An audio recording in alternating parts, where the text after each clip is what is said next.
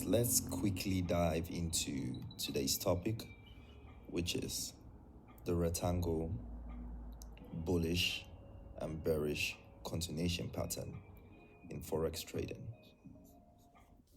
So in this table on contents, we're going to look into the rectangle pattern as a whole, the bullish rectangle pattern in particular, the bearish rectangle pattern, and we're going to look into trading strategies for this bullish and bearish continuation pattern.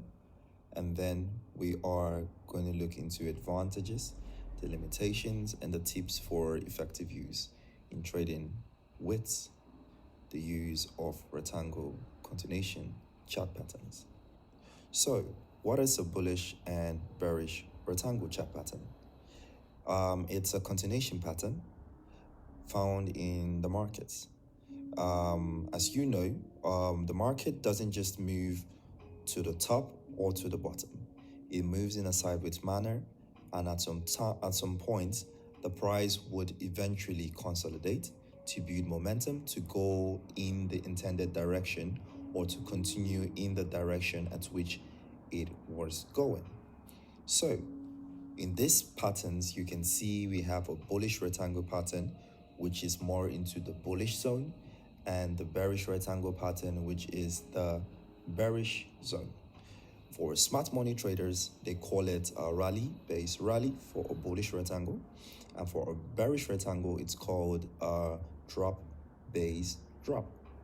But because its class is to make things simple and to simplify it, we're going to look at it as a bullish rectangle and a bearish rectangle. And I'm going to show you how you can use this chart pattern effectively to be on the profitable side. So for the bullish rectangle, what you need to look for is a bullish trend. And secondly, you have to look for at least equal resistance strength and equal support strength, because it's going to move in a sideways manner for a while and it has to consolidate to build momentum to continue in the direction as to which it is going. So that's why I said equal resistance strength and equal support strength. And when I say that, it means that it has to go to the resistance, which is the top, and to the support, which is the bottom. And then you're going to look for a breakout to the upside. And for a bearish rectangle, you're going to look for a bearish trend, an equal support strength, and an equal resistance strength. And then you're going to look for a breakout to the downside. Remember, every channel, like I have explained, it must at least touch 3 times before it's a valid channel. 3 times. So if you're looking for a bullish rectangle, you have to make sure that the price touches the supports at least 3 times before you look for the breakout on the top direction. And for the bearish rectangle, you have to make sure that the price touches the resistance 3 times. And then you look for a sell towards the down direction. So, how to trade a bearish rectangle? The key signs to take these patterns are: 1, like I said, it has to have tested over 3 times on the top channel, forming a side channel.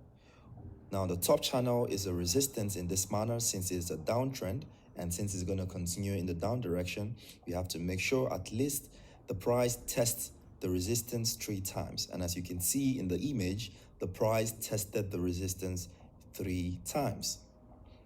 Secondly, you have to look for a zone, a side zone, which is the repetitive support and resistance zone, where the price moves inside the channel.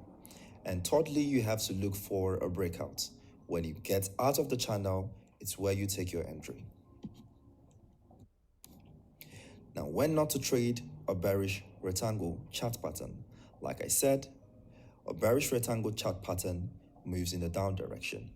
So, whenever you're taking a bearish rectangle chart pattern and you see the consolidation, you should expect the price to continue in the downside. But unfortunately, you can see in the picture, it goes to the top direction. Why does it go to the top direction?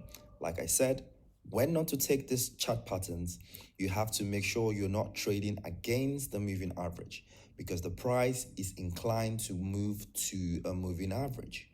One. Secondly, you should not trade against a psychological support and resistance, especially great psychological support and resistance. Like in this image, you can see the red and the blue line written here. The blue line is a channel. It's a very strong channel. And the red line is a support, it's a resistance zone. The price is always attracted to these areas. So instead of the price to have to go down, it went up to the area at which it's attracted to. It's like a magnet, not in south poles. So it goes to the area at which it's mostly attracted to first. So you have to make sure you're not trading against a psychological support or resistance zone. And when the price action between this channel is far apart, do not take it. It is no longer a channel if the price action between them is far apart. And when the price action between the channel is clustered and you cannot identify the zones at which it touches on this channel, do not take it as well. And finally, if it's not crystal clear, it is not there. If it's not crystal clear, it is not there. Do not take it. So the tips to remember: the direction at which the price breaks out from, it matters when trading a rectangle pattern.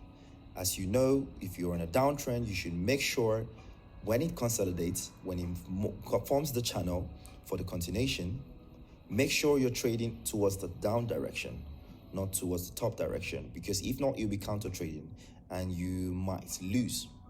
And it doesn't matter if it's an uptrend or a downtrend. The rectangle pattern performs a purpose in the direction of the price.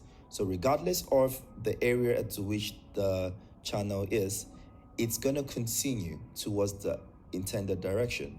If it's going down and it consolidates, it continues to go down.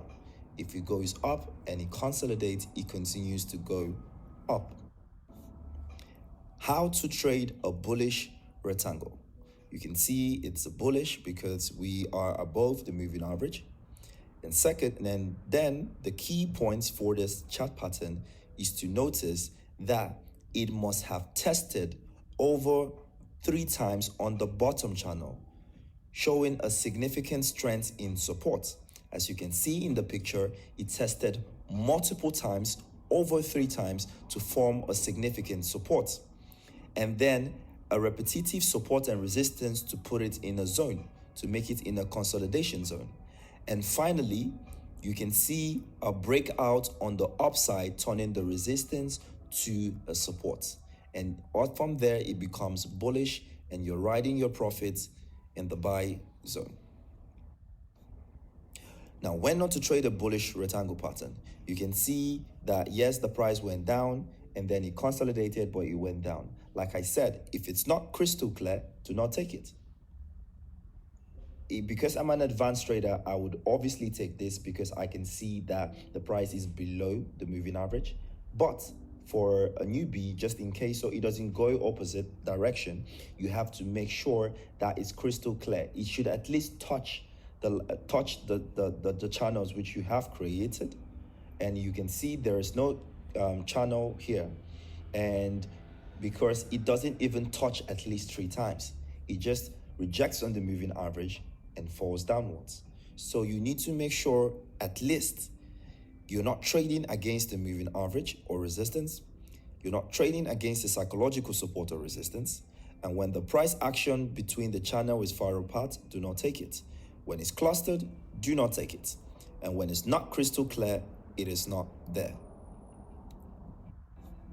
Now, how to trade a bearish rectangle with an RSI?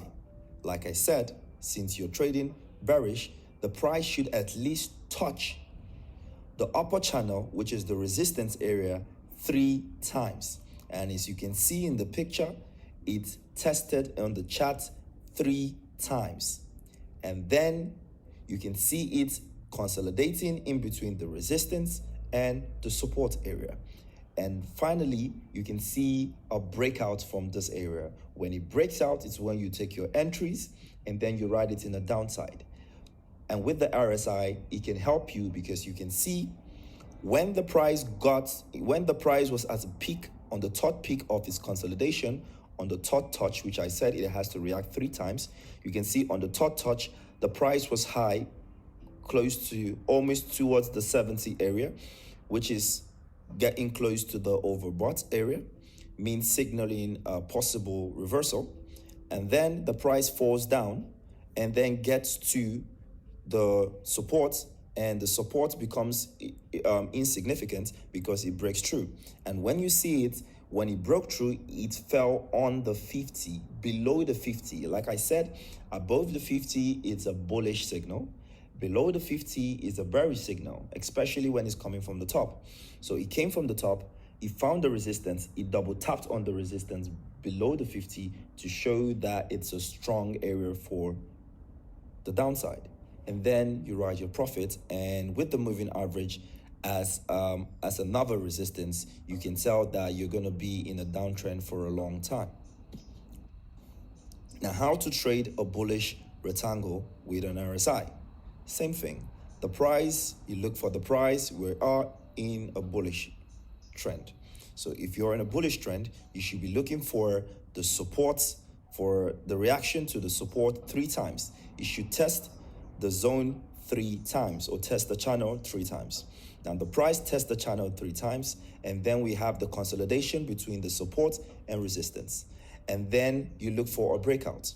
And when you see the breakout is where you take your entry.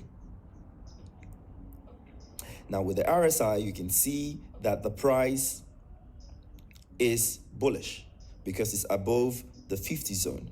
And it was below the 50 zone first when you saw the signal on the third touch on the reaction to the bullish rectangle. And finally, when he pushed out of the third touch and broke the resistance, it was on the 64, high above 50, signaling a bullish trend. So this is how to trade a bullish rectangle with an RSI with a momentum candle. It's always good, like I said, guys, it's always good to have a momentum indicator so you can tell the price, the momentum and the strength of the price. So you don't get deceived by the charts. You don't get deceived by the candles, because trading with the candles, it's not enough. So thank you. I'll see you in the next class.